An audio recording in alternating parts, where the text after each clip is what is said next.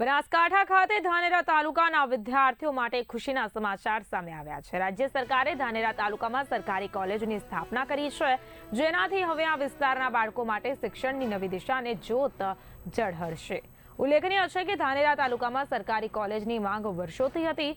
રાજ્યના ધારાસભ્ય માવજી દેસાઈ સહિત સ્થાનિક ભાજપ આગેવાનો અને સંગઠન દ્વારા પણ આ માટે સતત પ્રયત્નો હાથ ધરવામાં આવ્યા હતા। માવજી દેસાઈએ વિદ્યાર્થી ભવિષ્યને ધ્યાનમાં રાખીને સરકારને પત્ર દ્વારા આ માંગ રજૂ કરી।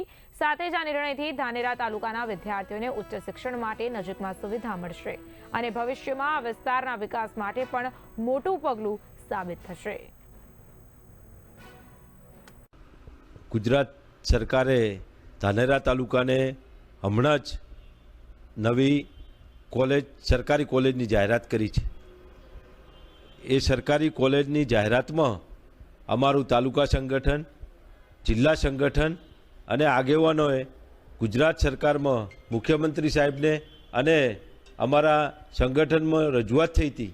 એ રજૂઆતને ધ્યાને રાખી આપણા ગુજરાત સરકારના મુખ્યમંત્રી શ્રી ભૂપેન્દ્રભાઈ પટેલ સાહેબ અને શિક્ષણ મંત્રીશ્રીએ અને તમામ આગેવાનોએ અમારી રજૂઆત સાંભળી અને ધાનેરામાં એક નવી સરકારી કોલેજની જાહેરાત કરી છે, જેથી કરીને અહીંના પછાત તાલુકામાં આ નવી એક જ્યોત પ્રગટાવવાનું કામ કર્યું છે અને આ કોલેજની જાહેરાતથી લોકોમાં ખૂબ ખુશી છે, વિદ્યાર્થીઓમાં ખૂબ ખુશીનો માહોલ છે। ઘર આંગણે કોલેજ પૂરી થશે, બેન દીકરીઓને બહાર જવું પડતું એ બી સરળતા થઈ છે।